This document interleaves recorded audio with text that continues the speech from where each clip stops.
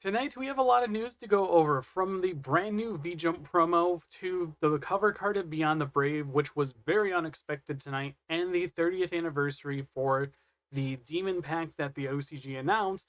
But let's get into it, and let's first start off with Stage of Destiny. Now, Stage of Destiny is a brand new trap card that's going to be the VJMP promo, and it's a normal trap card that you can only activate one card with this card's name per turn, and you can activate the turn that this card was set by revealing a normal monster in your hand.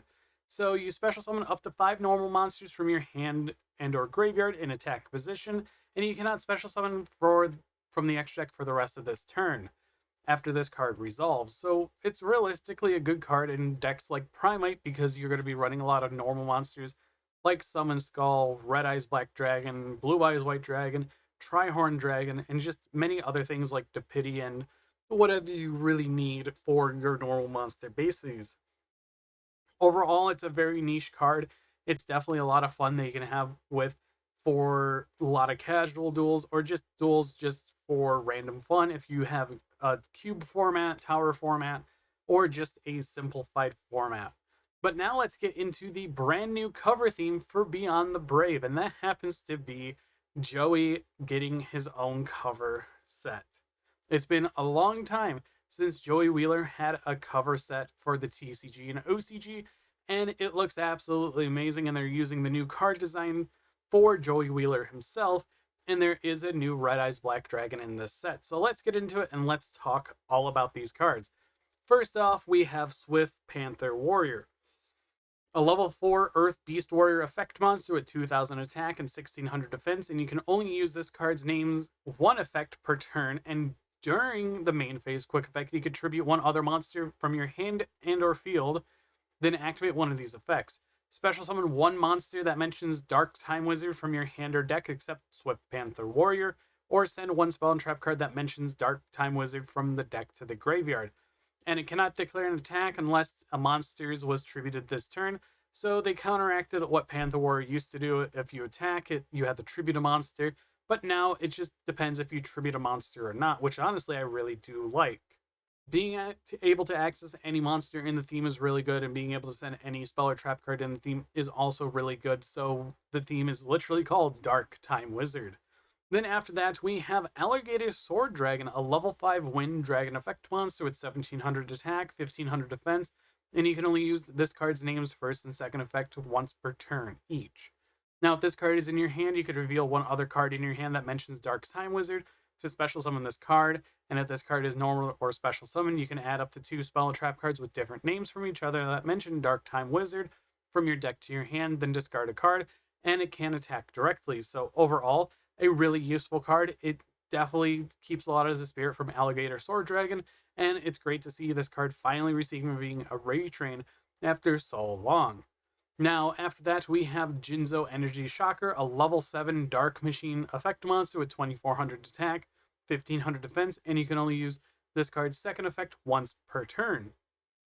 This card becomes Jinzo while it's in the field or graveyard, and if this card is normal or special summoned, you could destroy all trap cards your opponent controls. If a card is set, reveal it. Then this card gains 300 attack for each card destroyed this way. So realistically, the first effect is absolutely amazing. Then your third effect is your opponent cannot activate trap cards or effects while you have another monster in your field or graveyard that mentions Dark Time Wizard. So literally, this is a card that just says no to every single trap card your opponent has. So it's really good against the Dominus traps. It's good against things like Solemn Judgment, Solemn Warning, if they draw into it and they just become blink cards for the time being. Next up, we have the Fisherman, Legend of the Sea, a level 4 Water Warrior effect monster with 1850 attack and 1600 defense, and you can only use this card's name's first and second effect once per turn each. If your opponent activates a monster effect on the field, or when their monster declares an attack, and Umi or a card that mentions Dark Time Wizard other than Fisherman, Legend of the Sea is on the field, you can special summon this card from your hand. If this card is special summoned, you could target one monster your opponent controls, destroy it, also return this card on the field to the hand during the end phase of this turn. This is a really powerful card, and in my honest opinion, it really helps the C Stealth attack deck, and also it helps out the deck itself.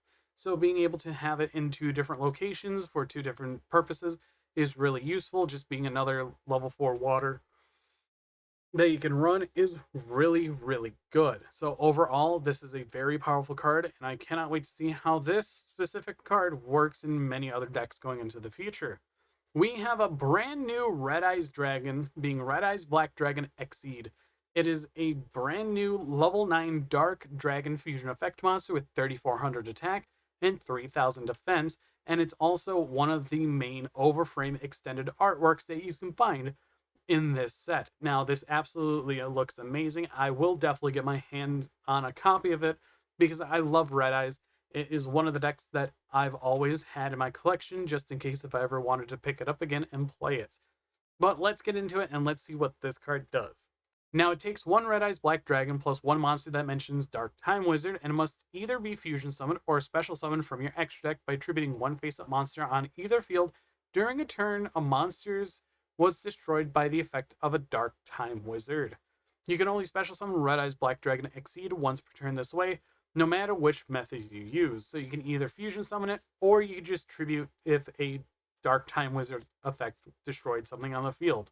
If this card is special summoned, you can special summon one level 8 or lower monster from your hand or graveyard, and it's unaffected by your opponent's activated monster and spell effects. So in my honest opinion, you're definitely going to be running the Max Metalmorph engine along with a Red Eyes Black Dragon, probably something that can access the Red Eyes Black Dragon, like Red Eyes Fusion, Red Eyes Insight, just to get it into rotation. And overall, it's a alright boss monster. I wish it was a little more powerful, but it is what it is because there's other cards with many different interactions that the deck already has. The Jinzo shuts out trap cards, and this just makes it where monsters and spell effects, it's just not affected by it. Now, after that, we have Dark Time Wizard itself, and this card is referencing plenty of cards that has released over the past, 7, 8 years, and it's nice to see that Time Wizard has his own theme now. It's a brand new quick play spell, and you can activate one of these effects, but you can only use each of these effects of this card's name per turn. So overall, it's good that you can activate both of them in one turn, so let's see what they do. Add one card that mentions Dark Time Wizard from your deck to your hand, except Dark Time Wizard. Also add one Dark Time Wizard from your graveyard to your hand during the end phase of this turn. And then you toss a coin and call it. If you call it right, destroy as many monsters your opponent controls as possible, and if you do, inflict damage to them equal to half those monsters' original attack. If you call it wrong, destroy all monsters you control. So in spirit, it is just Time Wizard, but in a quick play spell, just like how it was in the manga. But in the manga, it was a normal spell, which is absolutely fine, but you can activate the effect pretty much whenever you wanted. And being able to add a card that mentions Dark Time Wizard from your deck to your hand is really good. And just being able to add a Dark Time Wizard during the end phase back to the hand so you could use it once again is also really nice. Now, tossing a coin just is literally the whole entire original Time Wizard effect into a spell card, and it could lead to some devastating pushes that you can do to the opponent. And you can also run things like second coin toss, or the brand new Goddess of the Coin Toss card that allows you to search a card that says toss a coin. So overall, you do have additional ways to get to it, but I really think that this is a perfect card to center a whole entire archetype around. Then after that, we have the brand new Graceful Skull Dice. It is a quick play spell card, and it is Graceful Dice and Skull Dice together. Now, you roll a 6-sided die twice and apply these effects. In sequence for the rest of this turn, monsters you control that mention Dark Time Wizard will gain attack and defense equal to the total times 200, and monsters your opponent controls will lose attack and defense equal to the total times 200. And then if your opponent normals or special summons a monster while this card's in your graveyard, you can banish this card, then target one of those monsters, roll a 6-sided die twice. If the total is 6 or more, destroy that monster. So this is a really neat card. Being able to modulate the attack during damage step is really scary. But on top of that, it's not a once per turn either. So if you have multiple in your hand, you just slap down multiples and then be able to pump out a lot of damage. Then the other effect is if your opponent normals or special, it turns into another form of interruption. So if you didn't kill them in the one turn, you have multiples in the graveyard to have a chance of being able to destroy whatever they normal or special summon. Overall, I really like this card, and I definitely think Konami did a good job with this specific effect. Next up, we have the brand new Sleeping Scapegoats. It is a quick play spell card, and you can special summon up to 4 Scapegoats tokens. They're Beast, Earth, level 1, attack 0, defense 0, and defense position. Then, if your opponent controls a monster, you can special summon 1 Swift Panther Warrior from your deck. Also, for the rest of this turn, these tokens cannot be attributed for a tribute summon. Also, you cannot special summon from the extra deck except fusion monsters. If a cards you control that mentions Dark Time Wizard would be destroyed by battle or card effect, you could destroy one of your tokens summoned this way instead. Being able to protect your monsters from being destroyed by battle or card effect is really useful, and I would definitely think that this would be a 3-of because it gives a big defensive and gives you a Swift Panther Warrior, so you can tribute to trigger the effect to summon out any of your monsters that mention Dark Time Wizard. So I see a lot of the moving pieces, and it allows you to tribute one of the tokens for your Red Eyes Black Dragon Exceed, which honestly I really do like. Then we have Foolish Grave Robber. And this is a brand new normal trap card that you can only use the first and second effect of this card's name each once per turn. You send one card that mentions Dark Time Wizard from your deck to the graveyard except Foolish Grave Robber. Then you can special summon one monster from either graveyard to your field. And you can banish this card from your graveyard, set one of these cards to your field, being a spell or trap in your graveyard that mentions Dark Time Wizard except another copy of itself, or you set a spell or trap card in your opponent's graveyard.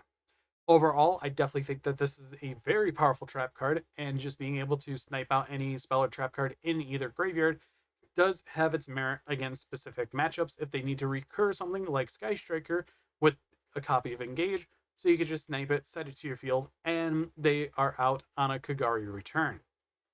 And then finally, we have Reversal Box. It is a continuous trap card, and none of the effects are a hard once per turn. They're all soft once per turns. Once per turn during the standby phase, roll 6-sided dice and place counters on this card equal to the result, maximum 6. Once per battle, if your opponent monster attacks during damage calculation or when a monster effect is activated on your opponent's side of the field, you could remove one counter from this card, then target one of those monsters, toss a coin, and call it. If you call it right, special summon one monster that mentions Dark Time Wizard from your deck, and if you do, until the end phase of this turn, change the target's monster's attack to 0. Also, its effects are negated. So this is a really useful card, and in my honest opinion, definitely think that this is going to be used a lot because you're going to want to get it as soon as possible set to the field so you can flip it face up. And I don't see any like hard once per turn. It might just be a soft once per turn per copy, but being able to use it multiple times would be very useful. And I definitely think that this is going to be one of the more annoying cards of the archetype, like Mind Scan or even the other one that Pegasus got. But after that, we do have an alternate artwork for Fire Formation Tenki in this set, and it is absolutely amazing. We have Salamandra, and along with the Salamandra Dragon, with Panther Warrior, which honestly doesn't really make any sense that Salamander is equipable to Panther Warrior because it only equips to a fire monster, but I guess. But honestly, it's really nice looking of an alternate art, and let's see what the final things we have for tonight, which is going to be the brand new Summon Skull returns for his throne in the brand new 30th anniversary pack for the Demon's Summon, I think it is. Yep, the 30th anniversary Demon pack that has the Summon Skull overframe, which absolutely amazing, and I cannot wait for this to come to the TCG. Now, we have 2 brand new cards along with this, being Archfiend's Origin, a level 7 Dark Fiend effect monster, 2500 attack and 1200 defense, and you can only use this card's first, second, and third effect once per turn each. If this card is in your hand, you contribute one other Archfiend monster from your hand or field to special summon this card. If this card is normal to special summon, you can special summon one level 6 Fiend monster with 2500 attack from your hand, deck, or graveyard, and when your opponent activates a monster effect, you control Summon Skull, quick effect, you can negate that activation, and if you do, destroy that card. So overall, this is a really powerful card, and there are a total of 8 targets that you can summon off of this. Being Summon Skull, you also have the Brain Golem, Archfiend, or Red Eye's Archfiend of Lightning, Archfiend's Arrival, Skull Archfiend of Lightning, Archfiend Commander, Skull Archfiend of Chaos, and even the End of Anubis. So these 8 targets you're most likely going to be summoning out, depending on which one you need. The Skull Archfiend of Chaos for the Ritual of Light and Darkness deck. You also have Archfiend Arrival for the Shining Sarcophagus deck, and the End of Anubis as a side deck tech just to floodgate the graveyard. And then finally, for the last card, we have Maku Orai, the Lightning Strike, a brand new quick play spell, and this card is always treated as an Archfiend card, and you can only use this card's name's first and second effect once per turn. You target an Archfiend monster you control, it gains a 600 attack, then you could destroy all monsters your opponent controls with a lower original attack than that monster. During your main phase, you could banish this card from your graveyard, then target one level 6 fiend monster with 2500 attack in your graveyard and add it to your hand. So overall, these 2 cards really do help out Archfiend. It helps out a lot of decks that want to have a level 6 fiend monster in their deck, like Red Eyes, Shining Sark, as I said. So overall, this is definitely going to be a nice little addition to a lot of decks. But tell me, guys, what you think about all this news tonight, from the new VJMP promo to the Joey Wheeler wave for Beyond the Brave, the alternate art, and also the Demons pack, all being revealed in one night. But anyways, I've been BoltSpider. See you guys in the next video, and goodbye. Thank you all for watching this video, and if you enjoyed it, hit that like button down below, and if you want to see more content like this, hit that subscribe button, and make sure to hit the bell to get notified whenever I upload. I would also like to thank FGH for supporting the channel through the channel memberships, as it's only 99 cents a month, and you can also join my Discord server, which is down in the description of every video that I post. But anyways, I'll see you all in the next video, and goodbye.